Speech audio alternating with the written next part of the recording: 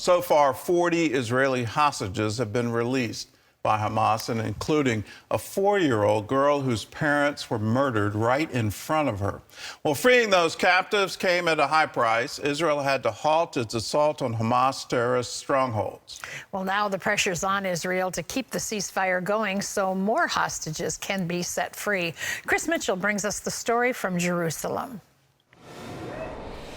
For the past 3 days, heartwarming scenes have played out here in Israel as families are being reunited after weeks of captivity since being kidnapped by Hamas.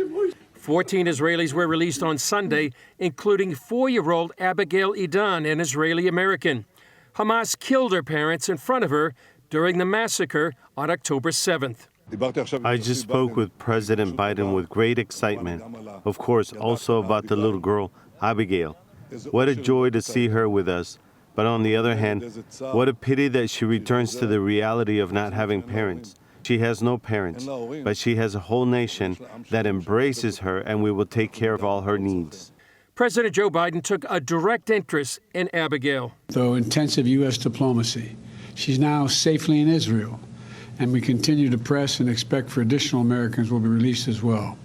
And we will not stop working until every hostage is returned to their loved ones. So far, 40 Israelis have been freed, with more expected today for at least a total of 50.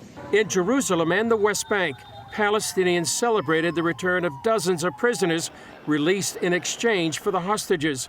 Many of them committed attempted murder, stabbings, shootings, or threw Molotov cocktails.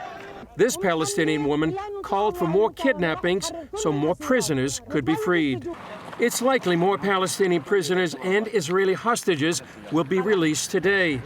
Israel's war cabinet is deciding whether or not to extend the ceasefire for up to 10 more days, with 10 hostages released for each day. That could prolong Israel's military campaign as much as 2 weeks. I think every day that goes on with the ceasefire, it's going to be harder for them to restart the war machine.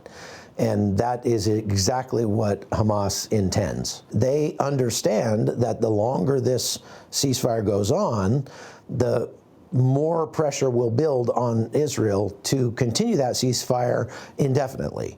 And if they continue it indefinitely, then Hamas does not get wiped out and Hamas survives. That's their strategy here, I believe. Despite the delay, Prime Minister Benjamin Netanyahu visited IDF troops in Gaza and pledged total victory. We're here in the Gaza Strip with our heroic fighters.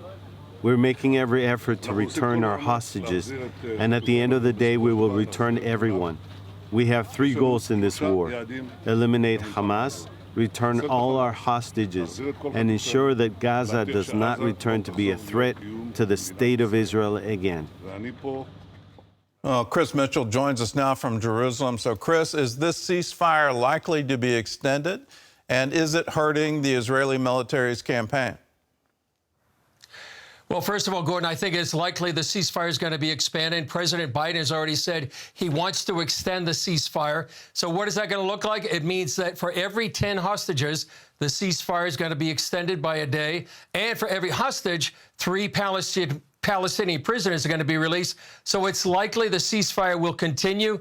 But many here in Israel are very leery about this deal because what it does, it is going to hurt the military campaign. And it really puts Hamas in control of the war, which, as Chuck Colton said in our report, is exactly where they want to be. It gives time for Hamas to regroup, rearm, and reposition themselves when the war does resume. And it really puts them in charge of the time clock of the war, using these hostages sort of chips in their game between with Israel. Well, it looks like Israel is actually boxed in on this. How can you say, no, we're not going to take the hostages back. We're going to continue the campaign. It seems like they're being outplayed by Hamas right now.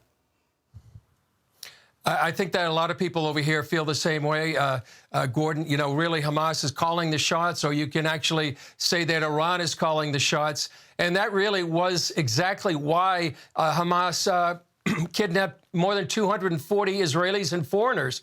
They knew that Israel has a tender heart about this. They do want to get their hostages back. Remember, back in 2011, Israel had 1,100 prisoners in exchange for one Israeli soldier. So Hamas knew exactly what it was doing when it said that it was going to kidnap these hostages. Yeah, and the current head of Hamas was one of those released. He had been convicted of murder. He murdered 4 Palestinians, and he was sentenced to life in prison, and they released him. How is the Israeli public reacting to this? What's their stand on the release of hostages? Well, I would say right now, right in the very studio just earlier today, Gordon, I talked to an Israeli rabbi, and he said really no one's happy with this deal. Certainly everybody's happy with the return of the hostages, but the question is at what cost? It puts the IDF at risk, and maybe will the war be put off indefinitely? And as Israeli Ambassador Michael Oren said on 700 Club about a week ago, is Hamas going to be able to get away with murder? And so Israelis right now, they're battling between their soul and the body. On the one side, many Israelis are saying we need to rescue these hostages at all costs. The others say we need to save the state of Israel. And one told me earlier today, if the war ends and all the hostages are released with Hamas still in power, Israel has really lost. So it's really a nightmarish dilemma that Israel finds itself in. And I would add, Gordon, right now, the way Israelis are reacting also is in prayer. On Wednesday, there's going to be a prayer meeting at Israel's parliament, the Knesset. Christians and Jews are going to be gathering together to pray for Israel, protection for the soldiers, wisdom for the government. And really also on that day, it's a global African prayer movement on Wednesday. That was scheduled months ago. But it's also on the anniversary of November 29th, which is the UN vote for a Jewish state. And so many are feeling this is an existential situation for Israel, surrounded by their enemies, an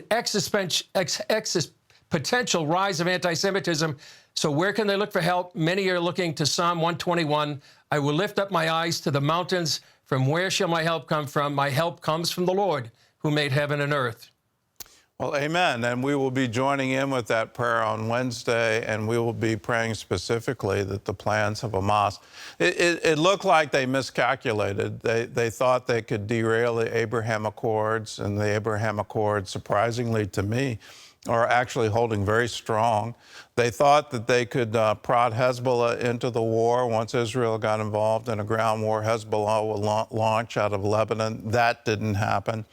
And now they're playing their hostage card and trying to extend a ceasefire. But I believe the Prime Minister, I believe Netanyahu when he says, this is our goal, we're going to wipe out Hamas.